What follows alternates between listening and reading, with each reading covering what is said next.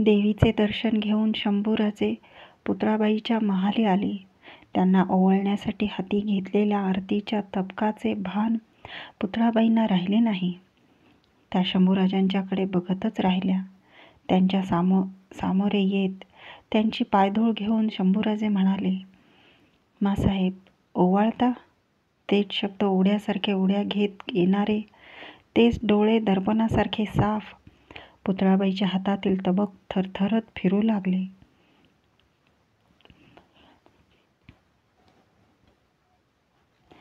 संभाजीराजांनी कमरेच्या शेल्यात खुपसलेला ताईत बाहेर काढला.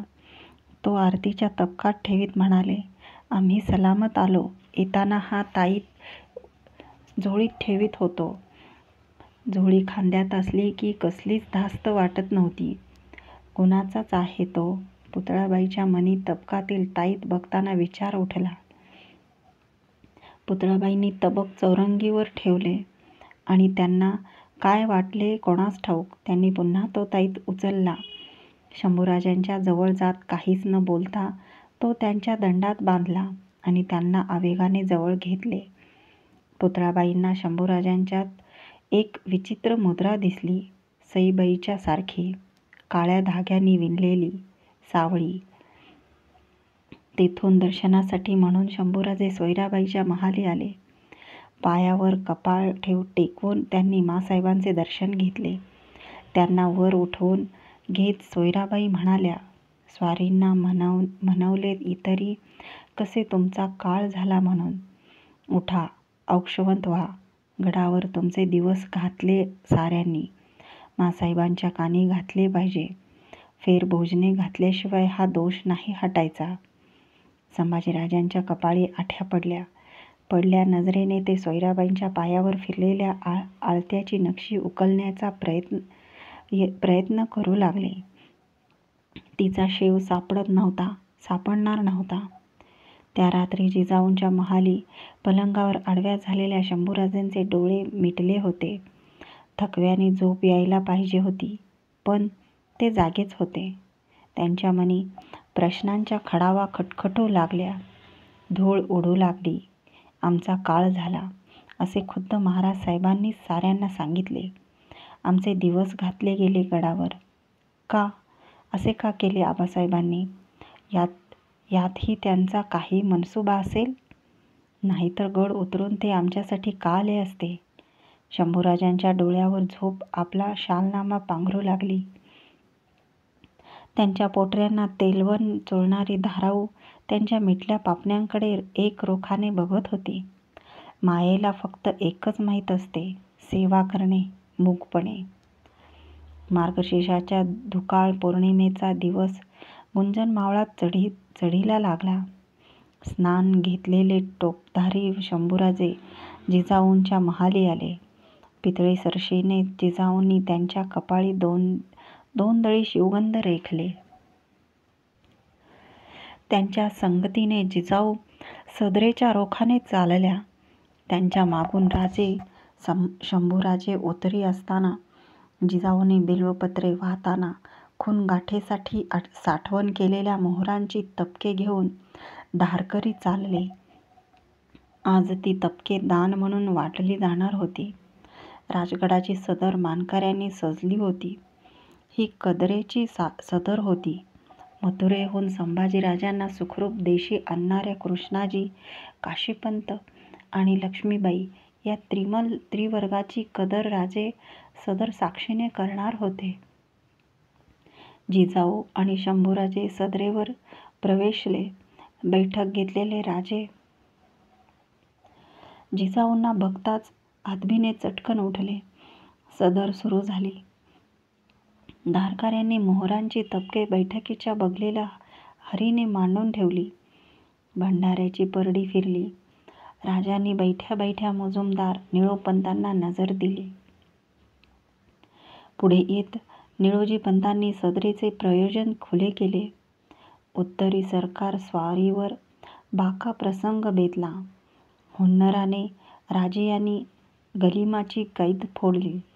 देशी यावे म्हणून बैराग्याचे वेष धारण केले. पण मार्गी पेच उभा राहिला. धाकट्या राजियांना संगती घेऊन चाल धरणे मुश्किल झाले. म्हणून सरकार स्वारीने धाकट्या राजियांना मथुरेस त्रिमलांच्या हाती स्वाधीन केले. त्रिमलाने कस्त कोशिश करून इमान इतबारे घरचा दागिना घरी पावता केला. त्याकरणे त्रिवर्गी त्रिमलांचा मरातब करावा असे मनी धरून स्वारींनी ही सदर बस्ती केली असे. ये सदरी मरातब म्हणून मशार निल्हे काशी त्रिमल मजकूर मथुरा यासी रुपये रोख 25,000. निळोपंत थांबले.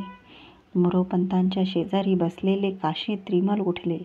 बैठकीजवळ आदवीने आले. राजांनी आणि संभाजीराजांनी चंदेरी रुपयांनी शिगोशिग भरलेल्या तबकाला दस्तुरी स्पर्श दिले. झुकून मुजरा देत काशीपंतांनी तबक हाती घेतले. त्यांचे हात आणि मन भरून आले. मथुरेत असताना ज्या भावभऱ्या डोळ्यांनी ते यमुनेच्या पात्राला बघत होते तसेच त्यांनी मांजी जिजाऊंना जवळून डोळाभर बघितले. हातीचे तबक बाजूला ठेवून त्यांनी बैठकीवरच्या राजे, शंभूराज, संभाजीराजे आणि माजी जिजाऊ या त्रिदळी कुटुंबाला उत्तरी अदबीचा साष्टांग दंडवत रुजू केला. उपरण्याचा जरीकाठ ठाकठीक करीत निळोपंत पुढे बोलले. त्रिमलांच्या मातोश्री आईजी लक्ष्मीबाई मजकूर मथुरा यासी रुपये रोख 25,000. निळोपंतांनी राणीवशाच्या बैठकीत चिकाच्या पडद्याआड बसलेल्या लक्ष्मीबाईंना म्हणून पडद्याला नजर दिली. पडदा सळसळला. लक्ष्मीबाई स्त्रीवशाच्या बैठकीतून बाहेर आल्या. जिजाऊंनी दस्तुरी हातस्पर्श दिलेला बंद्या चंदेरी रुपयाचे तबक लक्ष्मीबाईंनी आपल्या थरथरत्या हाती घेतले. पाणावल्या डोळ्यांनी त्या जवळून जिजाऊंनी निरखू लागल्या.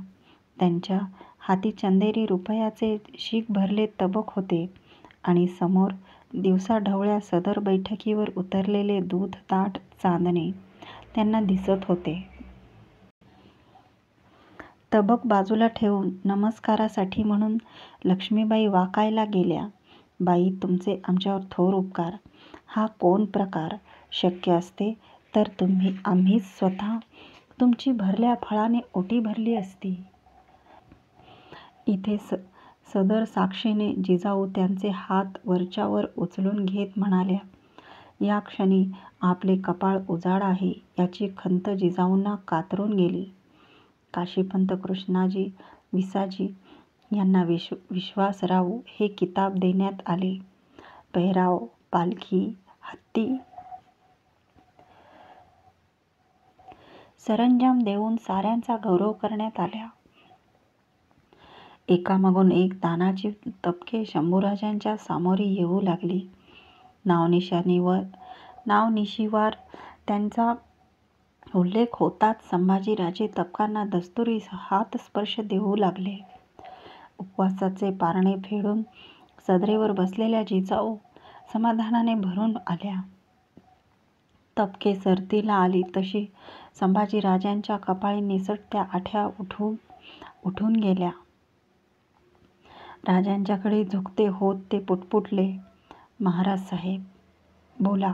राजे समाधानाने फुललेले होते. मरातबाचं एक तबक आग्र्याच्या वाटेने जाऊ द्यावं. राजांनी भुवया चढत्या ठेवीत कशासाठी असा काही न बोलताच सवाल केला. नजर राजांच्या छातीवरच्या माळेवर टाकीत संभाजीराजे म्हणाले, कुम्हारवाडीच्या कुम्हारानं आम्हास घरोबा दिला त्याच्यासाठी. नकळत राजांचा हात संभाजीराजांच्या पाठवळीवर चढला. जामा काखेला धरून दाटला. मोहरांनी भरलेले एक तबक आग्र्याच्या कुंभाराच्या नावाने बाजूला काढण्यात आले. राजांनी आपल्या खाजगीच्या कारभाऱ्यांना बैठकीवरून नजर दिली. कारभारी सरपोसाने तबक घेतलेला एक तबकधारी घेऊन राजांच्या सामोरे आले. त्यांनी मुजरा केला. तबकधाऱ्याने सरपोस हटता करून तबक राजांच्या समोर झुकते होऊन धरले. संभाजीराजांना तबकात सोनतारांचं मढवलेलं एक पदक दिसत होते, कसल्या तरी पिसांचे. हे काय? त्यांनी राजांना विचारले. हे गरुडाचे पंख, हरकामी यश देणारे. राजे तबकातील पदकाकडे बघत उत्तरले.